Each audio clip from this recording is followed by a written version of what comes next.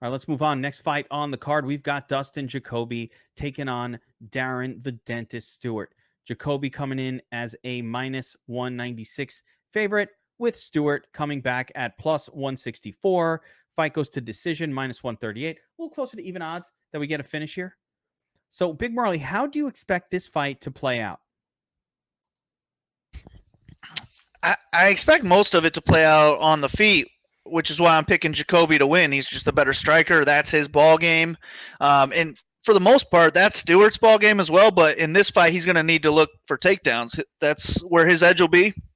If he can get them, then maybe he can win, and maybe he can score well on DraftKings. And in the decision, I think he is the only one who will pay off their salary in the decision win.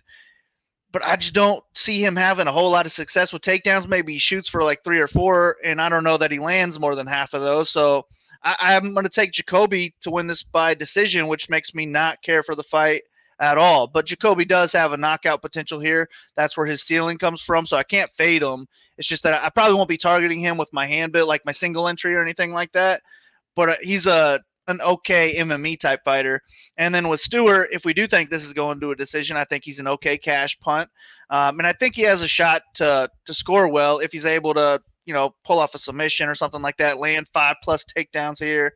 I'm just going to bet against that and mainly fade this fight. But give me Jacoby to win the decision. Yeah, I'm not going to agree or disagree on Jacoby's likelihood of winning a decision here, but I do agree that he is a borderline useless fantasy play. There's just nothing that he's going to do as a kickboxer with low volume outside of, like you said, the miracle. He doesn't.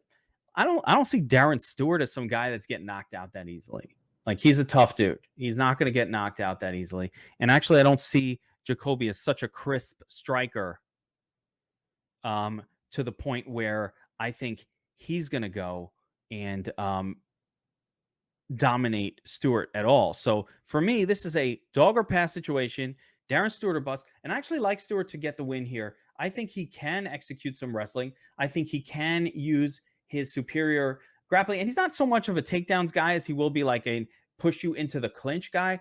Stewart is very good at getting his opponent and kind of holding them in the clinch. And Jacoby, again, coming out of more of a kickboxing background, not so much an MMA fighter background necessarily. Didn't he have a long kickboxing career in between, like some MMA stuff, Big Marl? Or yeah, he's done kickboxing as well. But he used to be in the UFC, and he just got demolished on the ground every fight. They kicked him out for a number of years, came back, looked all right on Contender Series. And now he's like 35 years old or something like that, so they're like giving him one last shot. Yeah, I'm going with the Stewart side here. Stewart has pulled off wins against what I consider to be better guys. I think Stewart is actually better than Jan Kutalaba, who went to draw with Jacoby as well. So give me the Dentist for a low scoring decision win. I think you can play him. I just want to address, Marley, would you full fade Aldrich in 150?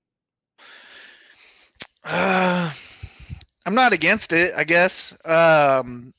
But for ownership reasons, I'd probably want just a little bit because it's going to be so much easier if she does get 100+ to end up on the optimal, because everyone's going to go to those other 9K options. Maybe 5%, Vince. Maybe 5%. Yeah, like if you want to, I want to be below. I want to take advantage of the field if they're 15%. I actually want to be under on that if that's what the field is.